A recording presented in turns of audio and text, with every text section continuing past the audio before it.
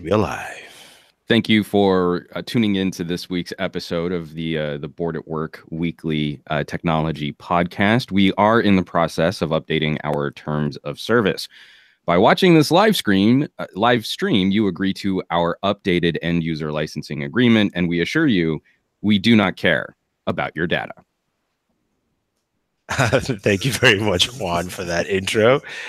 Thank you, everyone, for joining us here. We are live in the show, and hopefully you are enjoying all the GDPR updates you're getting via email. So I'm going to actually stop sharing the screen because, like Juan said, we actually don't care. But we've got a fun show today. We have everyone, as expected, starting off with Mr. Warren Bowman. How you doing, man? Good, man. Good. Let's do this. All right. And next up, one and only Sam, a.k.a. Black Iron Man. Everyone. Sam, your audio is a little low. If you can crank that up a little bit, that would be perfect. Just give us one more test again. Let's hear that sexy voice. He doesn't want to do it. No, he's getting shy. Yeah, and of course, Mr. Juan Bagnell. How's it going, man? I'm doing well, guys. Let's get this show on the road. Yeah. Did I hear drumming over there? Like, yeah, just a little. I want a little under gravitas, just for. Oh wow! Like you couldn't do it for the rest of us. Thank you very much. It's for my intro. It's great. All right, that's it. You kicked off the uselessness this week with that. Let us switch to some uselessness.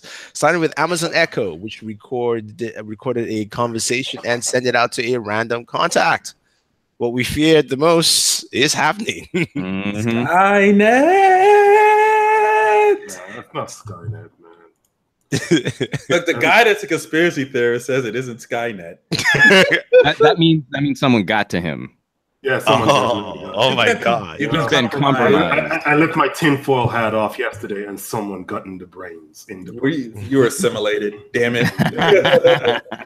For Christ's sake, it was just basically people. The short of it is simply Alexa thought someone wanted to send a message and went through the whole rigmarole of, asked them all these questions. They weren't obviously paying attention because they probably weren't close enough to hear what Alexa was saying or whatnot. But it did go through the motion of asking questions, asking for confirmation before it sent the message. So yes, it is a huge fuck up, but it's not like the Skynet that we're all thinking about. It didn't just go ahead and say, I'm just going to send this without telling anyone.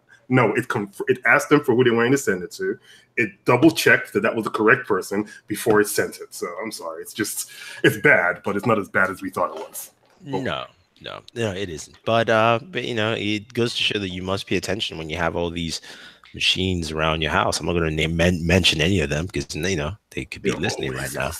Well, It's not even that they could be listening; it's that they are listening. We're surrounding ourselves with always listening audio devices that do things like try and craft messages and send content to people based on these voice actions. So, I mean, there is a little buyer beware there, but this is also where we need our little Star Trek communicator badges. Like I should have a clear and definite on-off that isn't just this sort of hot word trigger that, because I don't understand how you get through the entire process of having that conversation and getting it sent to someone with the confirmations that they have. So I'm wondering if there isn't some chicanery happening here from the reporting on replicating chicken soup. Right. Well, and especially because like I can't have Google Assistant call my wife when I'm in the car without it getting it wrong. The one woman I contact the most, and Google knows this, and it's screwing this up. But Amazon Echo can somehow figure out and perfectly transcribe an entire conversation and get that sent off to someone. Just seems a bit specious. You need to switch to Amazon Echo, man. But I mean, you do have a nice point about having those communicators or something like that, because I think, especially, I mean, I understand the appeal of not needing to tap or press anything and just having that voice command, but we're not there where these voice recognition services are smart enough to understand accents, inflections correctly. And dare I call any of my family members with Nigerian names on there, it won't understand anything at all. So I can't use the contact E with anything. And it's always Etta. So yeah, you might as well have Amazon makes the push button, right? You might as well make a push button that just at least connects via Wi-Fi to your Echo. So you want people to wear that stupid push button walking around? If you do a partnership with Star Trek, I think people will. Well, we know Michael Fisher will. Oh yeah, I would too. I'm on board too.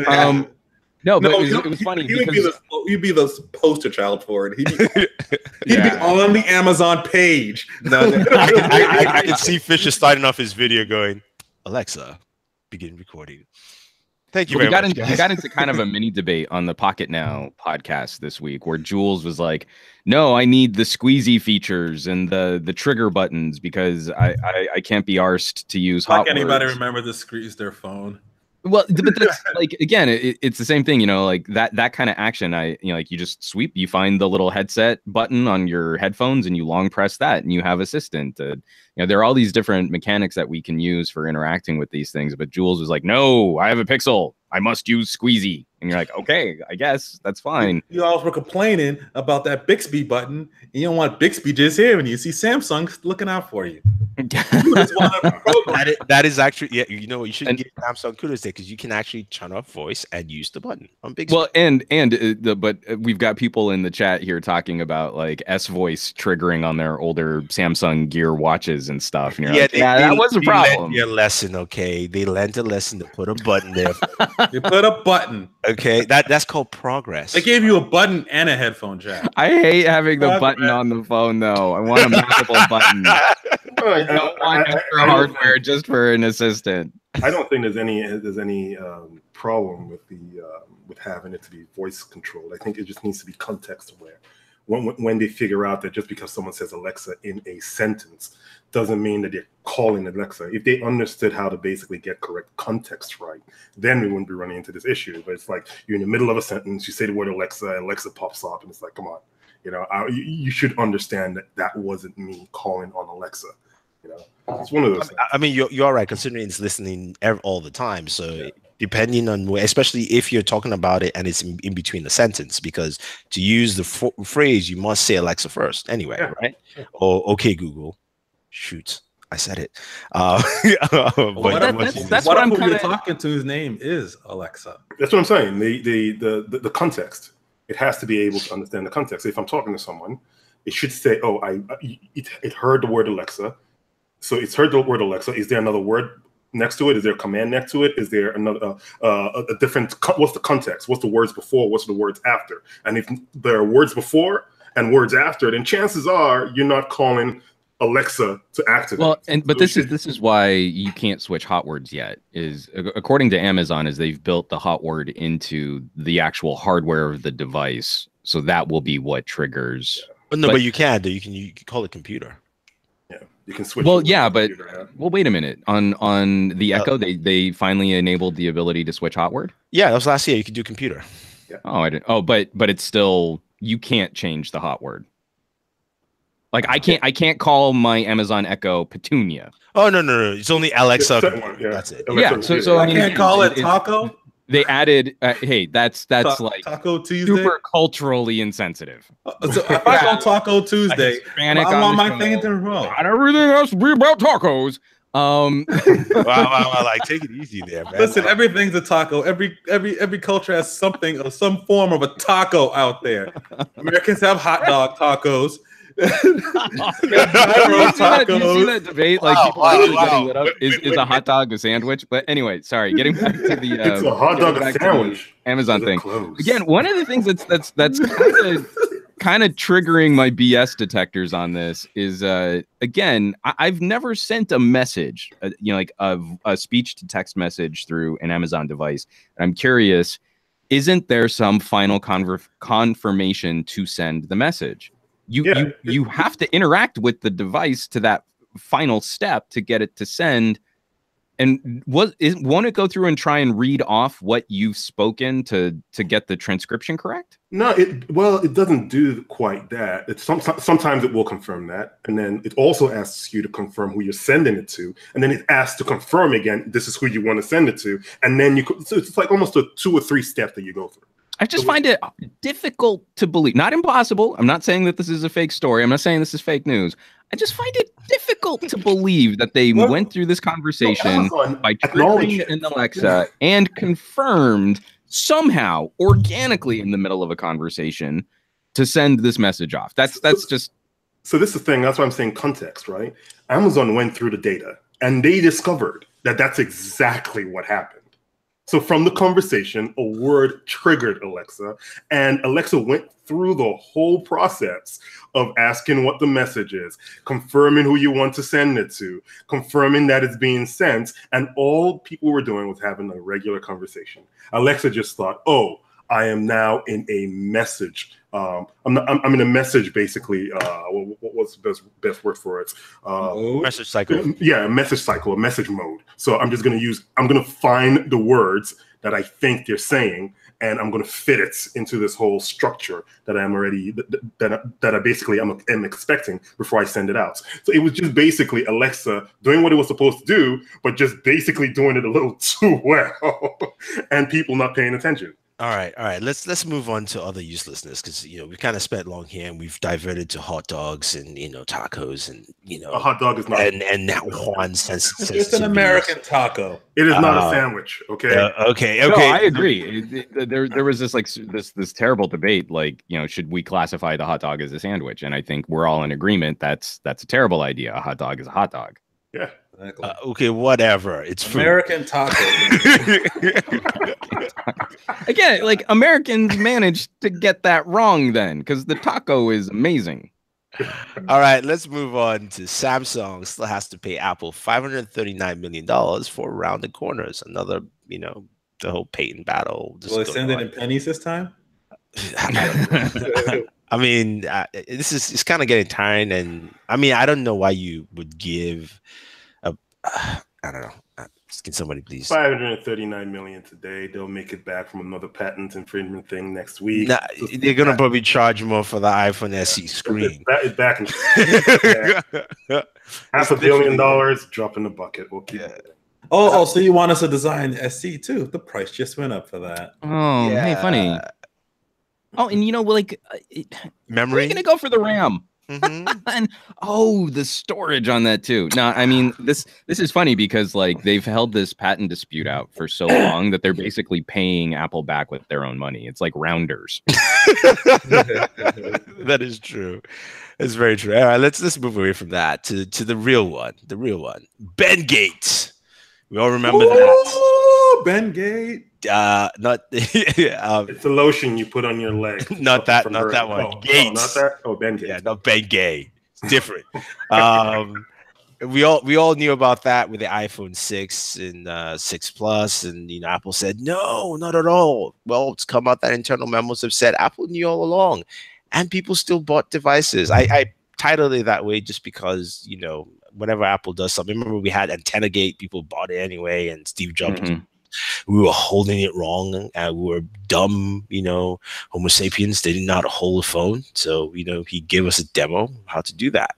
Yeah, but what do you guys think? I mean, this is not going to affect Apple in any way because people just don't care. Again, it's lock-in and it's consumerism and it's branding and it's tribalism. So I think a lot of people will be stomping and very vocal and upset, and it won't move the needle in any significant direction on actual consumer behavior. Once you have them in, they're in. I guess Samsung fanboys go, "Ha, we were right." Well, this could be the death of a thousand cuts, right? Because there's things happening that I think Apple fans are going to eventually start seeing. Hey, they knew there was something wrong with the antenna, yet they don't want to admit to it. They known there was something wrong with your screens, yet they didn't want to admit to it. They now know there was something wrong with the production of this device, and it bans, and then they also denied it. Eventually, it will get to a point where people just say, "I can't trust Apple anymore." You're going to lose your consumers' faith. Oh, sorry, Sam. I didn't mean to cut you off there. I completely agree, but this is just another little link in a chain. This is a very small link in a very long chain of Apple not really being special over other manufacturers. They have significant issues with manufacturing, just like every other consumer electronics provider. And so that I think is really going to be moving forward I am still apt to recommend Apple products and services to many of my family and friends because I think they genuinely will be the best fit. But I'm now going into those conversations with even more evidence to say, look, every single major generation of Apple products has had significant issues. You're going to spend a lot. And for that, you will get some nice perks like having Apple, if you have an Apple store near you, of being able to like walk into a brick and mortar store to try and sort a problem out, to have that kind of tech support. You won't get that really from Samsung, but you do have to pay attention to, you know, shoddy manufacturing on MacBook keyboards, to every single major iteration of the iPhone having some kind of significant hardware defect that Apple will fight you on acknowledging until it comes to a lawsuit, and also software support. If you won't have to face the daily grind of Windows exploits, but when there is a major problem, Apple will refuse to acknowledge it for a significantly long period of time before they get around to fixing it. So those types of things, now it's just like, I think it's the education part of this, where we can't let Apple's marketing get away with letting consumers think that this is somehow a special magical unicorn brand, and always works is not true. It's not true for anybody, but it's especially not true for the one-stop shop you have for iOS and OS 10. Mm-hmm. Well, that's what happens when you let the reality distortion field kick in. That's what Apple does. It's more like more like that. But I mean, yeah, this is we're getting this information on Bendgate. You know, there are 2 or 3 new class action lawsuits against previous generations of MacBooks, and I bet that the result will be people who didn't buy, people who weren't early adopters will have some kind of repair outcome. People who were early adopters are probably going to get screwed because the timeframes will purposely omit the products that had the most problems early in the manufacturing cycle. And we're going to do this dance every single generation of Apple product. It's not until they get busted with the current product that they're selling that it's going to matter. Yeah. But they're really good at holding that off. I think the perfect example was the, we're talking about Bendgate, but let's not forget that the iPhone 5 had significant battery issues that they didn't acknowledge until 2 years after that phone was out. So you either could have fought tooth and nail to be a part of a class action lawsuit to get like $5 back from Apple after all of the lawyers took their cut, and maybe some outcome where you could replace the back, or you could just buy a new phone. You're 2 years, you're at the end of your contract. Why just get a new phone? Don't worry about trying to revive this old phone. Again, they're really good at making sure that they time their admissions to product releases that they know that their customers are already locked in, you know? Mm-hmm. No, you're not going to jump ship and get a Windows machine. You're not going to jump ship and get an Android. Just get our new phone. It's going to be better. Yeah, so there you have it, guys. You be careful when you buy Apple products, just like anyone else. Sometimes they suck. Well, again, I'm cribbing a lot of this too. I mean, I whenever we talk Apple, I got to give Luis Rossmann a shout out. His videos are awesome. I love going through, and he did one on every generation of MacBook. Yeah. And you're like, from too much thermal grease to the unibody. You remember when Apple made a big deal out of the first unibody MacBook, and you're like, it wasn't a unibody frame. And we had a whole bunch of people that were snapping their screen assemblies because there was this really shoddy soldering point right at the hinge, right where you're putting pressure on the fulcrum of opening the screen. Like every single generation of MacBook has had significant issues.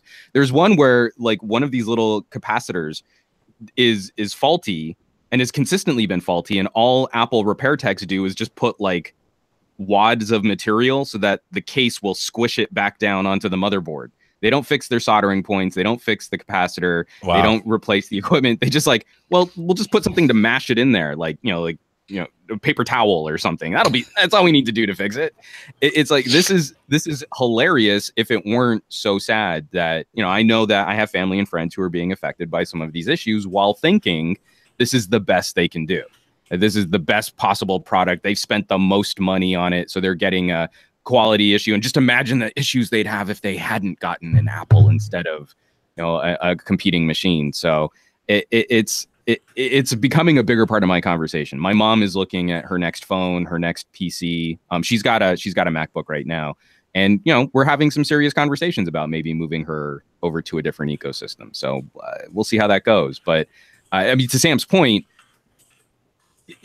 it's not going to be consumers in a vacuum arriving at this decision on their own. It's going to be pressure from those in their circles that help point them towards other products and solutions. And it's always that magical experience. You take someone who was using a MacBook and you start getting them on like a Surface, and that's a meaningful move. Like, you can have nice experiences outside of the Apple ecosystem. So I agree and I disagree. I don't think consumers on their own are going to look at this chain of evidence and go, hey, it's time for me to, get off the Apple train. I think it's going to be those of us in their circles saying, it's maybe time, it's maybe worth it to consider something else because of this data point, this data point, this data point. Because if you go through the years of Apple shenanigans, it looks pretty bad. Yeah, definitely does. Yeah, thanks, Juan. You really preached a lot there with that drive. Sees it. Before we go to our last uselessness, just some really exciting news. I'm sure we all know, but Expanse was picked up by Amazon. Yeah, just want to put that out there. Best sci-fi show. Go watch it. Mm-hmm. And so that's gonna be fantastic. But let's move on to our last uselessness, something we talked about last week, and we just brought back again because YouTube Music is replacing Google Music, and already previews have shown that Google has not even started it off on the right foot. It's got so many uselessnesses packed into the app. I was watching the guys at Engadget at The Verge talk about the use case, and it said, you can add playlists, but then of course that playlist goes into your regular YouTube and messes up the playlist that you have there as well. And it's not a separate playlist log, and you can't find new music yet other than what's curated. So I mean, yeah, it definitely will be updated, but off the bat, you would think you would just copy your competitors and start off that way and then improve from that, not go steps behind. So I wanted to start off with you, Warren. I know you were helping champion and explain Google last week. Can you help them out again this week, or you've just given up? Oh no, they're gonna mess this up. They're gonna mess this up. As much as we like them not to, they're gonna mess this up. They're gonna mess it up. It's quite obvious that they're gonna mess it up. They're gonna mess it up. And the only reason they'll still make money off of it is because the people that are grandfathered in have been paying $8 for so long now to see YouTube ad free. They won't even think about it anymore, and then that'd be the only reason to use it, and they'll get a little bit of music out of it while they'll probably end up paying for a Spotify subscription because they've been pushed into something else instead of improving the current product. But Google doesn't like to improve current products; they like to make something new, and then don't do it well. Well, man, I can't believe I'm the one doing this week, but I would say that they have a different approach to their music streaming because of what you said last week. I decided to go ahead and try Google Music, so I downloaded it, or YouTube Music, so I downloaded it, and I'm like, okay, I'm going to try using it for a week, and it's actually pretty good. You wake up, you open a device, you pick a mood or whatever. And the songs it plays are actually pretty spot on. Mm-hmm. Yeah, I find myself skipping maybe once or twice every hour, which is, I think, really amazing. So it works in that way. But what I do find annoying is if you're going to switch, solely to this app, you don't have your podcasts on there. And to me, that's a glaring omission. They barely have the podcasts on the Google Play app, so that's not. No, they have a whole section for podcasts. Yeah, but you can't curate your own. Yeah, well, you can. You can subscribe. There's a section that says subscribe podcasts, and then browse or whatever. It's not the best, but it is there. It would be nice to see something like that integrated. Because Castbox exists because Google Play could not do that right. Yeah. I mean, that's just why it happens. And I was all cool with this until they decided to say, "Oh, we're gonna put Google Play Music into this whole thing." I'm like, if they do it well, it might work. It's gonna turn into the title. It's gonna turn into that nonsense. Not really. Title. If you think about it, they will end up being the only music streaming service that allows you to upload music that you've previously bought. Bet you they cut the upload part. No, that's what they're saying. They're going to keep it. They're using that as okay. If you keep that now, will future users be able to use that same feature? But also, again, future users won't care for that feature. Streaming is the future of music. Let's but there's some people out there. No. I'm saying, yeah, I do agree. I'm just saying that if you think about it generationally, no. Not generationally. Don't forget the people. The next generation isn't buying music. People also listen to vinyl, and there's a big movement of people that have these vinyls and actually transcodes them into MP3s or whatever. And they might be interested in uploading these songs that probably aren't on either services. I'm saying that is not a feature that's going to be groundbreaking or bringing new customers to the service. That's the thing is Google is all about the low hanging fruit. You know, if they could make amazing tools for audio files, that's going to appeal to this tiny minority of their overall user base. Even though we would be willing to pay, I think, more for some really great tool sets and some really great cultivation and collection management kinds of setups. You know, like I'd love to sort of see like a revisit. I hated iTunes, but something that allowed me this really great management outside of just me organizing folders on a OneDrive or something like that. But Google's not going to do that. Google is showing, I don't think there's any evidence to point to Google looking at that and saying like, hey, we could really kick ass here. But, you know, it's so few people. No, let's just try and do the mass market thing like everybody else. Yeah. Anyway, I totally forgot about this, but I figured we should add this here. Now, some of you may not think of it as a uselessness, but YouTube is changing the way the way the sub box is going to work. Yeah. And now they're saying that it will be they're beta testing it. Don't forget, they're just testing. It's going to change. Yeah, and not just testing it. I mean, it's already installed. Yeah, this is pretty wide. It's already installed. Yeah. Okay, they're already doing it. They're already screwing your viewing experience. Yeah, they're just letting you know, which is why numbers are currently down. They're just telling us that they're testing it, but it's already in effect. Yeah. So, YouTube says the AI will basically help you figure out what you want to watch on your subscription. Yeah, no, seriously, this is it's a bunch of bullshit, right? Because there's two things I do. Here we go, Sam. Go with the rant. I'm not going with a rant. I'm not going with a rant. You already started with bullshit. You gotta you gotta go the whole way. If I was gonna go on a rant, you already broke the train of thought, so the rant's not gonna happen. No, but the fact of the matter is, when I log onto the podcast, what I do is I go on YouTube, and the first thing I normally see there is Boored at Work is live, and I click on that so I can go straight into the comments and look at that. Today I couldn't do it. Why? Because they decided to put some evil something weirdness on the screen. I'm like, I've never ever in my whole life listened to this channel. Never. So. No. why is it suggesting it to me? and that's the thing. A YouTuber Painfully Honest Tech just put out a video on that, and he said, "Look, you know, it's funny. It would be interesting even if they just gave us an option to say, I don't want my subscription box to be curated. You just, you know, unselect that, and then boom, you can watch it the way you want to watch it. You're not allowed to think for yourself on Google. No, and again, it's not about that. They don't want you engaged in your own viewing and cultivation habits. They want to maximize your time on site. So if they leave it up to you, you might exhaust the content that you actually care about and not continue going down their deep dive. It's why autoplay is activated by default and you have to turn it off. You know, especially for us. I mean, like every time you switch to a new phone, the first time you fire up YouTube, it's going to start auto playing the next thing. That doesn't stay with your account. That's every single time you open up the app in a new environment or open up even a new browser.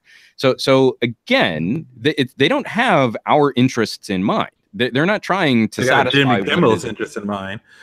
They have Google's interests in mind. And how can you maximize and all these time on site, minimize the amount of humans that you actually need cultivating this content, put everything up on algorithms so that you can autopilot as much as you possibly can, and then work towards not having to share ad revenue with content creators. All of this goes hand in hand.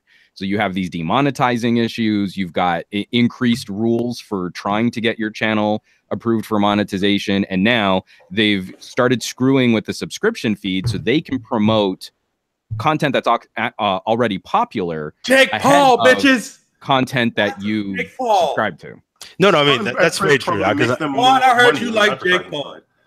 So we're going to give you some Jake Paul, more Jake Paul, to give you more Jake Paul. It's like, so you watched a video about how crappy Jake Paul is, but we thought you'd like this other videos from Jake Paul. They take this. Their algorithm is basically the exhibit meme, and they based it off that shit.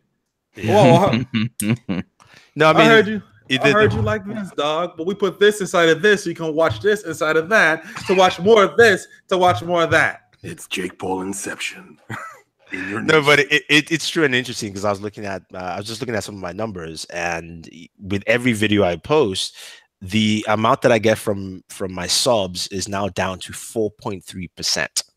Irrelevant, basically. 4.3% of you guys who watch this channel are catching or watching directly from the sub box. I'm sure a lot of you are coming here from Twitter, or if something comes up. The only way you're gonna come over is by Twitter, because Google can't screw with that. Yeah. I mean, so it's become a very dare I say it's like a toxic work environment. and at the same time, my view numbers have never been higher. My watch time has never been higher. My subscribers per month has never been higher. Every single metric that YouTube says they care about has never been higher, but my monetization has never been lower. Yeah. And it's dropping. Yeah. Wait. So your numbers are going up, but your monetization is dropping down? Yeah. Oh, that's normal. That's how YouTube works. That's how television works. That's how radio works. I find it extremely. Dedicated to video, right? Is so. No, it's not. It's not dedicated to video. You have YouTube Music. Like most YouTube Music now exists, so it can't say it's dedicated to video. So YouTube, YouTube Music now. YouTube, a site dedicated to to creator content, to videos, is literally anti-timelines.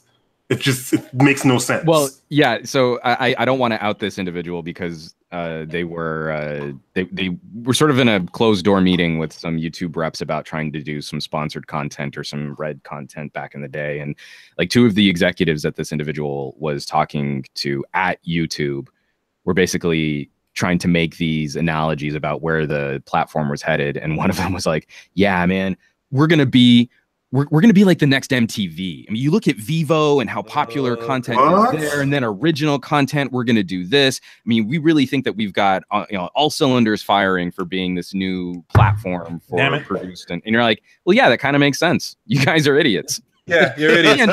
On this issue of YouTube making the video, right? They bring Rock and Jock back. All right, I'm cool with that. They bring some Rock and Jock back, and I can shoot a 100-point shot. I'm game. I do kind of want to see a pop-up video with Super Saf, I think it'd be kind of fun. But no, I mean, it's like no vision, and you guys never really respected the monetization power, the long tail monetization power of user-generated content.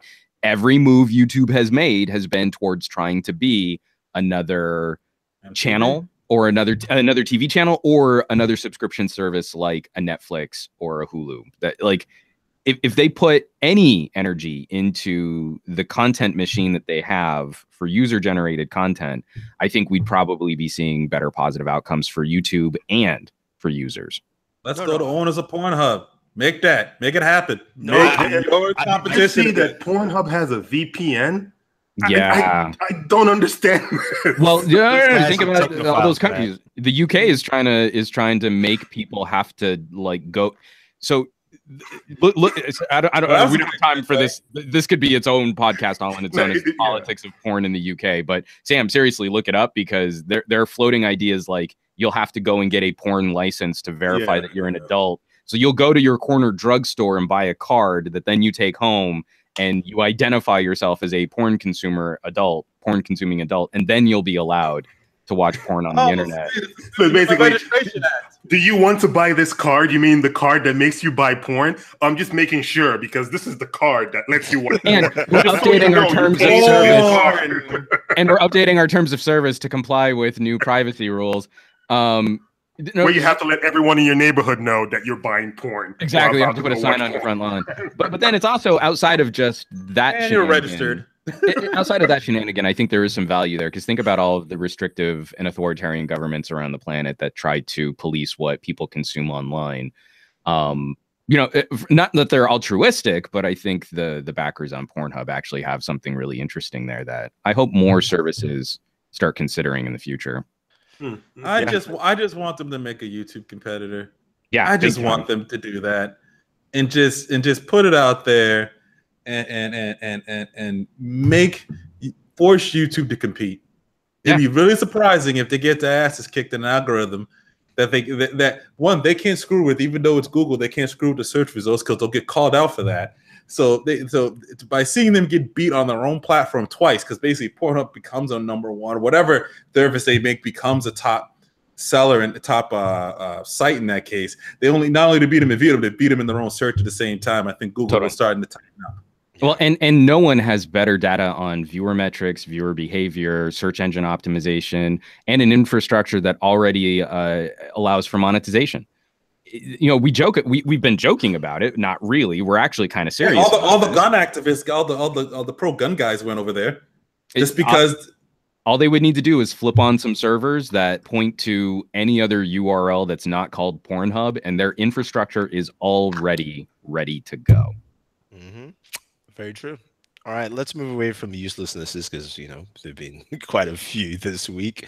Mostly Google related. Yeah. Although I guess you could say this was it's a uselessness or was bound to happen. It looks like Essential, aka the makers of Essential phone, will be closing shop. At least that's what the word is on the street. And they are looking to shop to someone to buy them. It wasn't bound to happen. It was going to happen. It wasn't bound to happen. This is what is really pissing me off. I'm like, the more I think about it, legit, the angrier I get. Is Andy Rubin went out there on his reputation saying, we're going to be a niche player. We're not interested in being an overnight success. We're going to build this organically. Trying to convince people that he was going to play the game that we've been talking about for years, is that you can't just walk in with your first device and expect overnight success. It takes at least 3 generations of product with savvy marketing to really make a dent in the consumer mindshare. And after his first phone wasn't an overnight success, Andy Rubin took his ball and went home. I'm not interested in whining. What is it? I'm not interested in whining. I'm going to keep winning or some bullshit like that. Andy Rubin screwed only Charlie Sheen can say winning. Reinforcing why tech reviewers should only say nice things about Galaxies and iPhones. Now, every time someone enters this space and walks out, it makes it more difficult for anyone to say positive things and potentially take a risk on a new player in this field. It increases the lead time for everybody else. So thanks for nothing, Andy Rubin. Okay. All right, well, to interject into that, I do agree. I think I never reviewed the Essential phone. I just did a hands-on. My initial issue with the device was literally one thing. I hear you that it takes 3 years, but Essential phone was this close. Yeah, being a very good device if you just bloody waited and not released it when you did. If you actually spent the time and just release that niche device that you wanted to, because now that the updates have come through after, people are like, for $350, like, it's pretty great. That's a good for that, all this kind of stuff left and right. But it was very simple.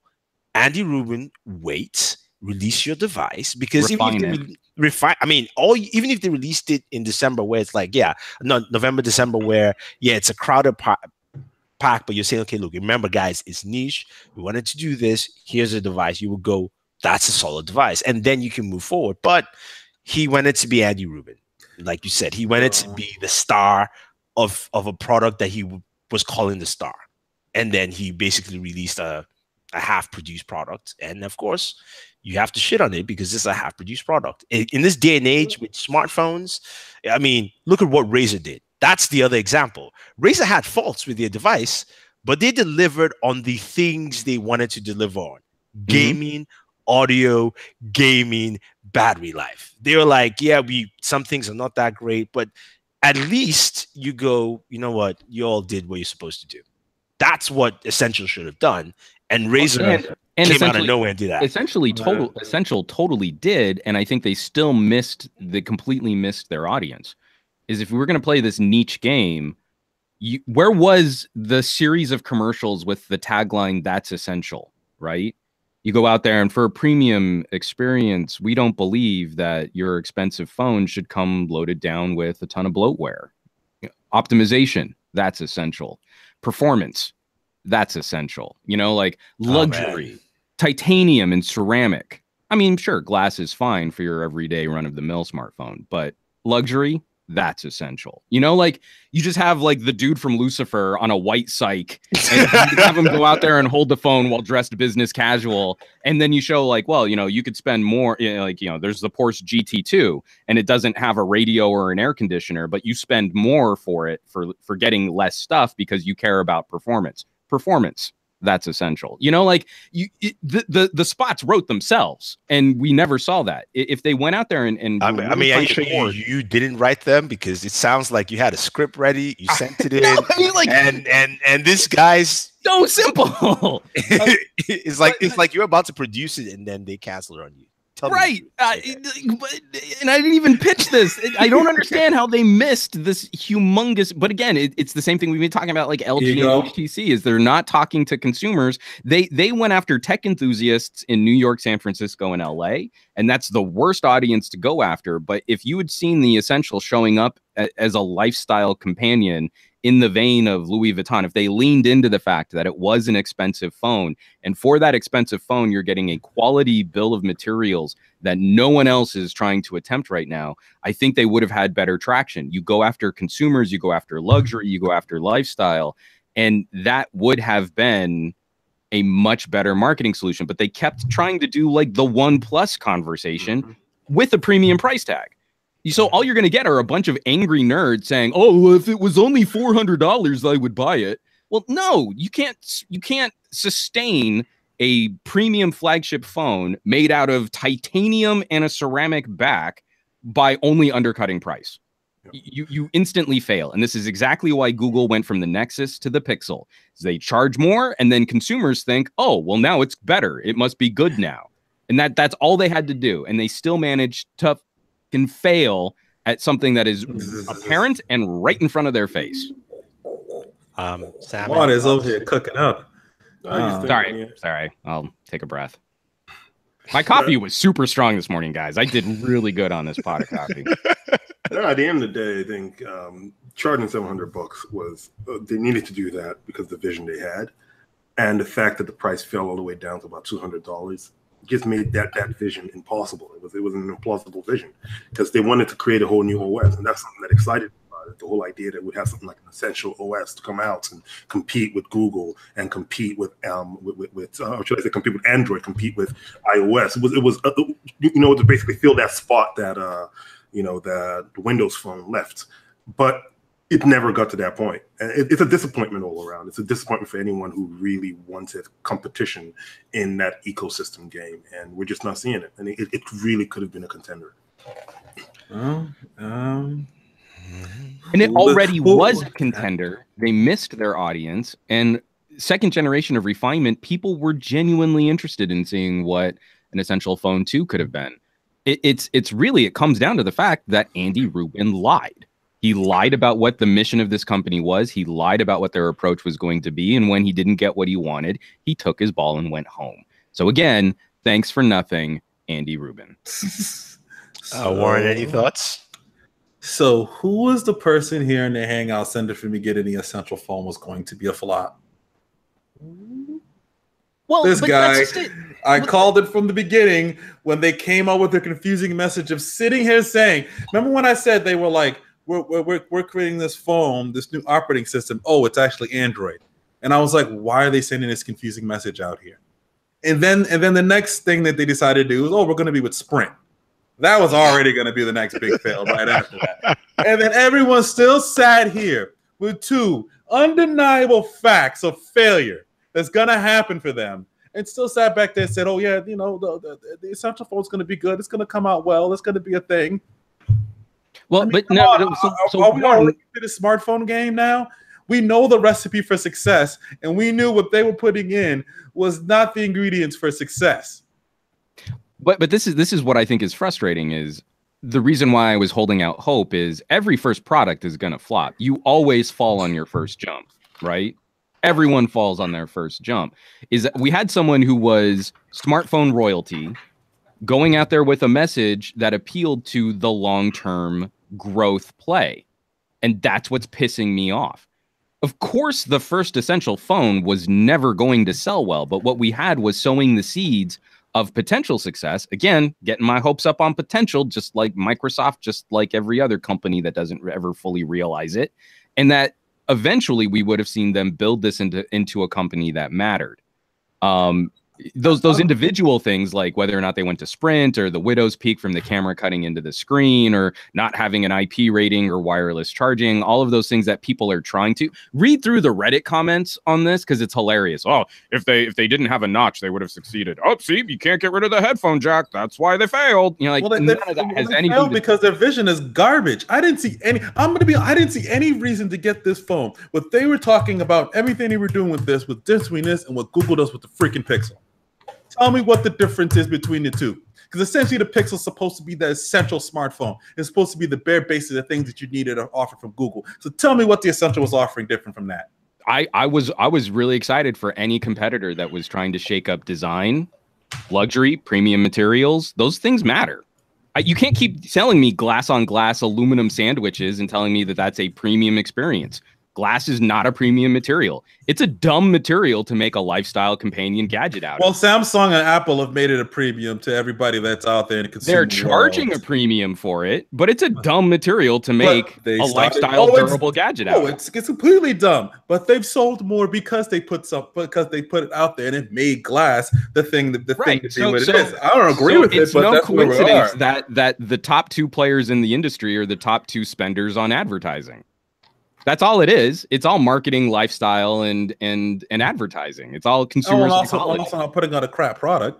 And the Essential was a crap product.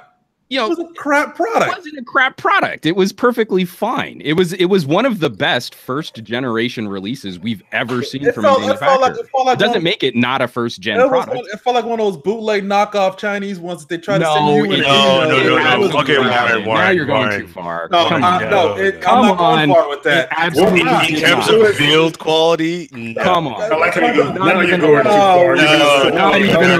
I need my ceramic titanium, blah blah blah. No. It doesn't matter whether you like it or not. Was it actually well built? Yeah, sure. You may not like it. Okay, there's plenty of phones that are out there that are well built, but what does it offer? It offered nothing. It offered nothing. That is what they wanted to offer. The problem is not whether they offered or not. The problem is the fact that they didn't actually follow through on what they were trying to do. They didn't actually follow through. What were they trying to do? They wanted to create a premium Android phone. That was just literally it. No, not even just a premium Android phone. We already have those already. It was a premium Android phone that would eventually have its own OS, turn into its own ecosystem, replacing what like stuff with Windows OS did or Windows Phone did, and basically being a competitor to iOS and Android. We're going to create a whole new ecosystem. And the problem is like Juan said, is he lied. That's the thing. It's not the device itself. It's the fact that whatever he promised wasn't true. It's not a philosophy that he had out there was totally false. So no one could read that philosophy ahead of time and see that was going to be BS from the beginning. That's just it, man. Like if that's going to be the play, then no one else ever gets to walk into this arena. If we were going to trust anyone of saying that they wanted to do something disruptive, there are few people that have earned the cred that Andy Rubin has built up, and he managed to throw all that credibility away in 1 year. He literally pissed it away. Seriously, man. I mean, like at some point we have to have some optimism, or the smartphone is proper dead. Like at some point we have to trust that someone can come in and shake up mobility, because right now this game is starting to get really stale with the top players being the recommendations that they are. And especially as smartphone prices start climbing north of $800, $900, we need someone that's actually going to shake something up and say, like, hey, glass sucks. Let's make our phone out of something else. So if anyone was going to, if we were going to extend that olive branch and say, hey, man. Your audio just cut off. Oh yeah. All right. While Juan is fixing that, let's move to our second topic. Actually, I'm going to shift this to the last topic because it's going back to YouTube, and we might get into an argument there again, or we might just start this. Am I back? Yes, you're back. Yes, okay, good. Back. Yeah, let's go. You're back. Yeah. Okay. Samsung in its 2018 TV lineup is adding FreeSync, which is nice. Except the only caveat here, it's capped at 1080p, so you can't do 4K right now. I don't know why, but I guess this is to combat because Nvidia is going to be launching 3 TVs, or at least 3 big monitors is what they call them, BFGs or something like that. I can't remember the exact acronym, but basically TVs that do 120 hertz, and have Nvidia G-Sync as well built to them. So we already know the new TVs, like the new Samsungs, the Sonys, the LGs, all do 120 hertz, but they don't have FreeSync or G-Sync. So this is a way for Samsung to combat that. So, like I said, nice addition. Now supporting FreeSync because of the AMD hardware in most gaming consoles. Do you think that that's something they're going to link up? Microsoft does that. It already supports FreeSync. Yeah. Oh, right on. Okay. So it's like a perfect, like, that is a good fit then. I mean, again, because I'm not the biggest console gamer, but after I was very impressed with Dad of War, like coming out of a console. So that actually does move the needle for me on a future TV purchase. Yeah. No, yeah, it definitely goes to help, and also all the new TVs, the game modes have dropped. Response time to some you can game on your PC on the TV now very well. That's just call it what it is. That's pretty much what it is. And finally, we can go back to YouTube. YouTube direct messaging. It's coming to desktop, which is more bad ideas. And you can now direct message on YouTube. I still didn't know it was possible, but until I saw this news. Last August, YouTube rolled out a new messaging feature within its mobile app for Android and iOS users. Now, almost a year later, the video platform is bringing messages to the web. As you can see from the photo above, let me actually show you while I'm reading the article from 9 to 5 Google. I should actually share. There we go. Bam. So that's the photo, and that's where the messaging icon will be. And then you can, whenever we do those giveaways, we can actually, get a direct message. Even though I don't know where it is on the mobile app, so I guess you can do it now. Yeah, all of these features have been really half-baked. I would love to be using YouTube Community more, but it's impossible to get to. It's tough to unravel. Like, I get terrible notifications, and now like this has started popping up on my YouTube. This little messenger icon, which looks like it was ripped off of Facebook. Like, I don't want to go through this. Where is it on the mobile app? I'm actually trying. I don't know where it is on the mobile app. I'm just saying it pops up on my desktop. But because I haven't been engaging with that, it's now saying when I click on that, it's like, oh well, who do you want to be friends with on YouTube? And like, don't make me do this. I've got. Do you want to be friends? Yeah, it's making me. Let me see if I can pull it up. Hold on. Oh Lord. Because it's such a pain in the ass. Here, let me maximize this. Oh, now it's not showing up. So now I have back to the other YouTube icon because I clicked on it before. God damn it. It's supposed to be close to the No, it was. So I signed into YouTube before jumping into this Hangout, and it was there, and now it's gone. Okay. So again, Google heard me talking crap. Just a quick one for you guys here. I go to my main homepage in YouTube. I see recommended. Number 1 video is from a 1+6 review from Mr. Mobile, who I subscribe to. And then it has a Steve 1989 1942 World War II U.S. Army field ration. Don't know. Second is from Iris, is Porn Stars. Porn is. What have you been watching? E? I have not watched any of that. Then the third video is from Armando, his latest video. Then it goes to a video about Stargate SG-1. I know I watched something on Stargate a couple of months ago, and I'm going, okay, 2 people out of 5 videos, only 2 people actually watched. Then NBA, Stanley Tucci, soccer about Messi, white guy suspect in black and black cops. I'm like, I don't understand what is going on here. I'm like, I don't get this. I mean, YouTube, to me, just makes no sense at all. This should be filled with tech and anime. And this is getting messier by the day. Like it's really dark days for YouTube. Oh my Lord. Yeah, I mean, I would think I would get. I see Emergency Awesome in my recently uploaded, but that should pop up in my recommended because I watch his stuff all the time. And I don't even know, man. You know. Any other thoughts, guys? I think we lost your mic again, Juan. Anything else, guys, before we round up this very live and entertaining YouTube filled show?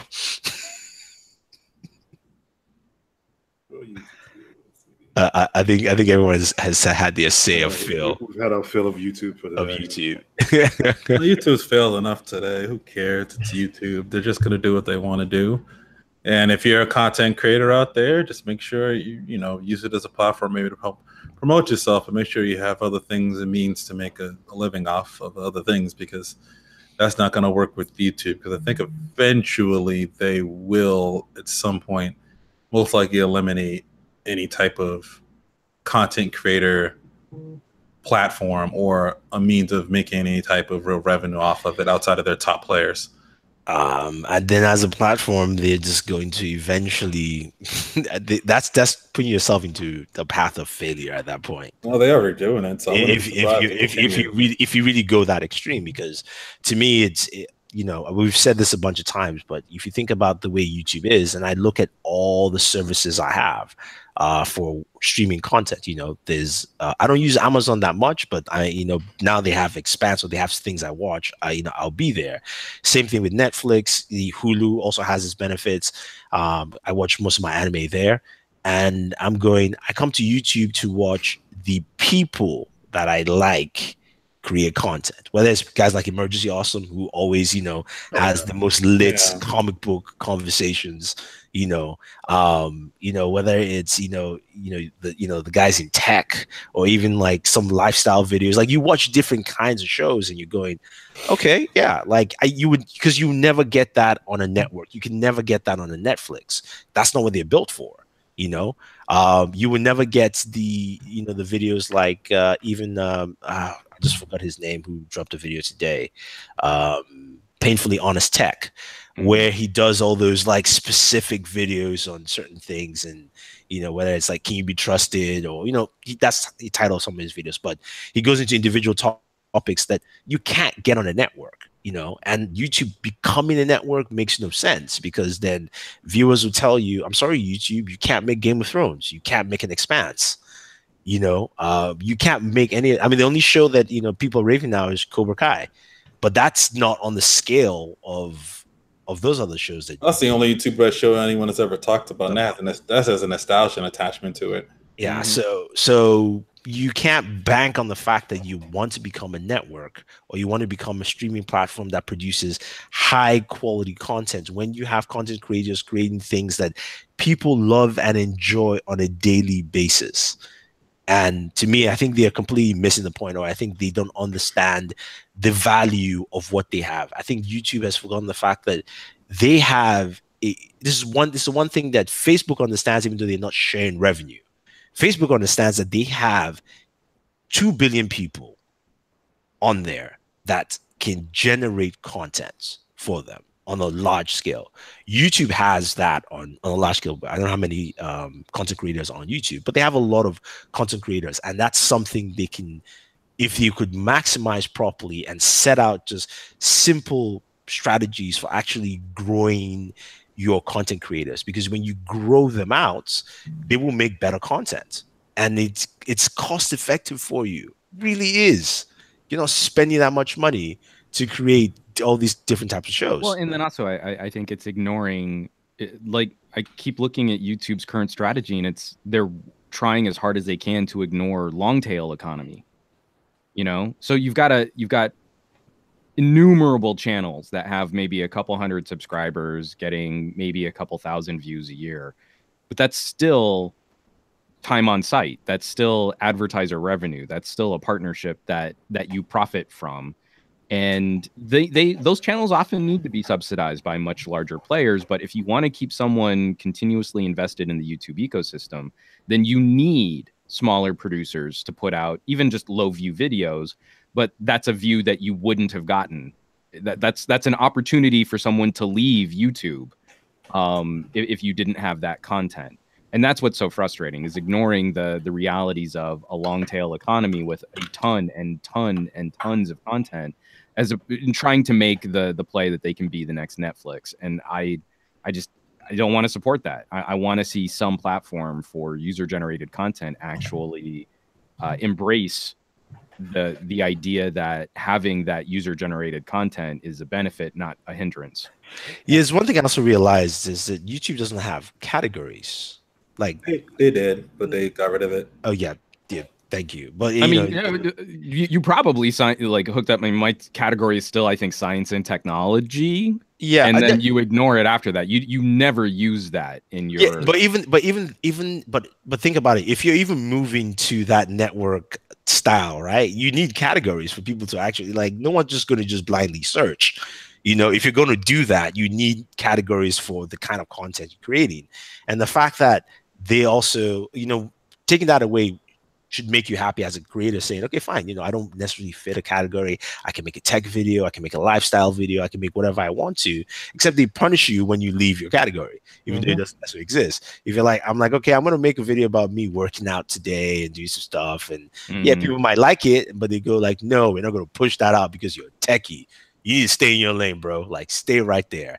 And to me, I think it boils down to leadership in YouTube as well as Google, because this is just I guess you can understand the flow with how leadership works in both companies, is that they don't know how to finish products. They don't know how to they have an idea of what to do to move forward, but then they create it as a subclass and then mess up the old one and then use that to replace it and then create another one to try and fix that. And YouTube is just an amalgamation of all sorts of rubbish, because as I'm looking at my YouTube homepage, more than half of the stuff here is stuff that I won't watch. And then the trending is definitely stuff that I definitely don't watch. So it just seems like there's only things they want to push, It is.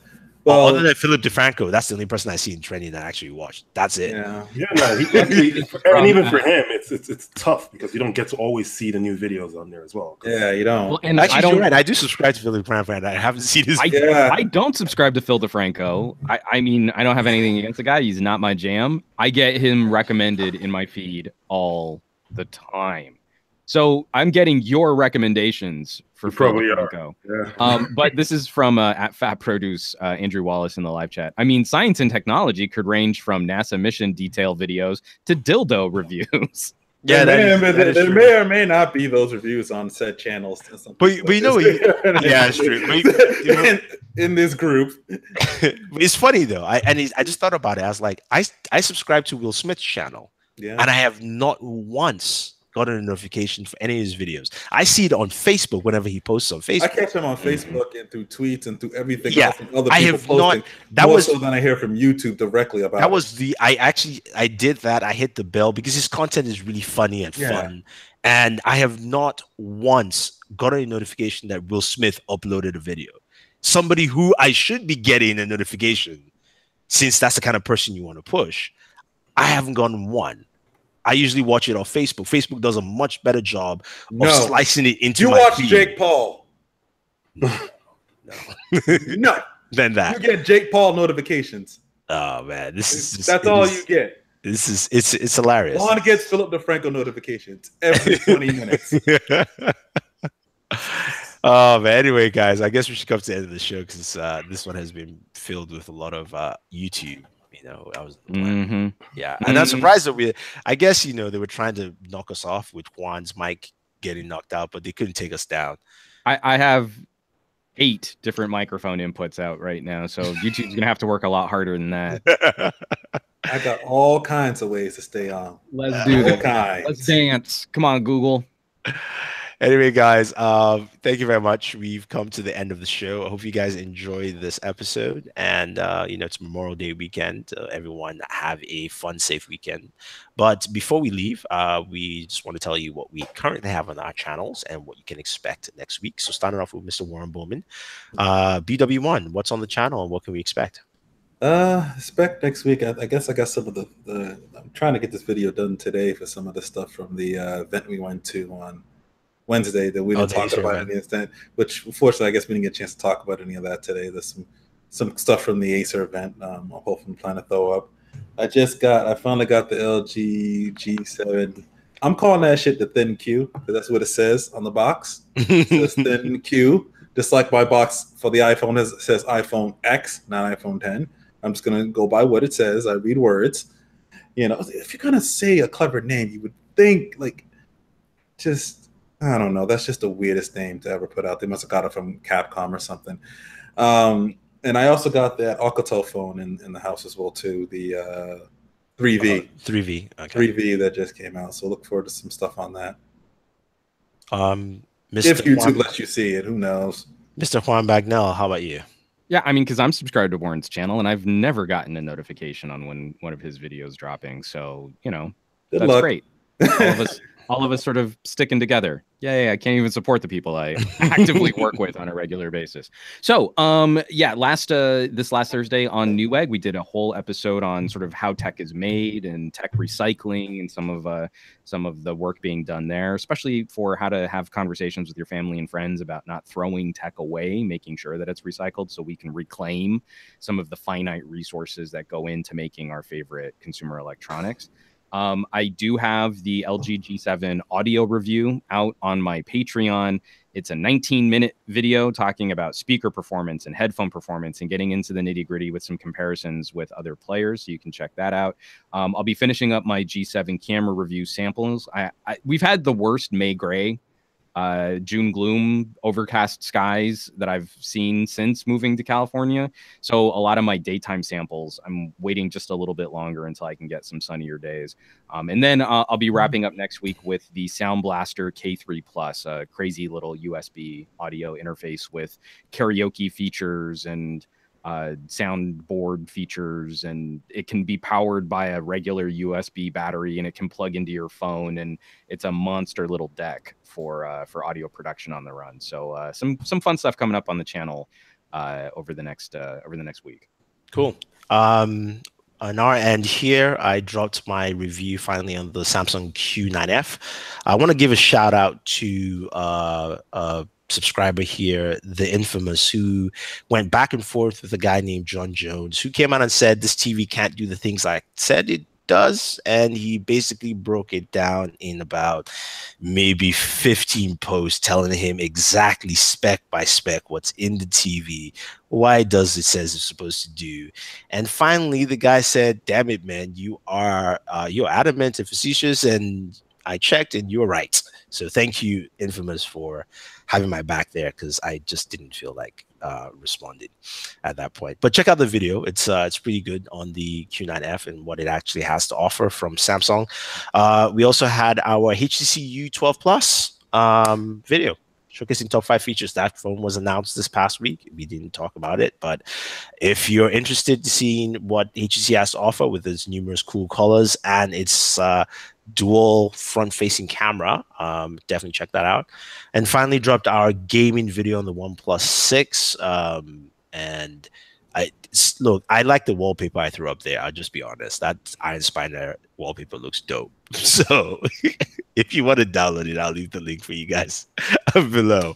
And finally, we dropped our Westworld. We usually have our Westworld roundup show on Sundays. We did last week's episode, which is great. So join us. Fat Produce will be joining us again this Sunday at 10:20 p.m. So right after Westworld is done, you can also catch us there. And we're going to have a few more videos for you this coming week. We have our PC. We have another PC build. This is an upgrade build, upgrading from Ryzen with Vega to a Ryzen 2600.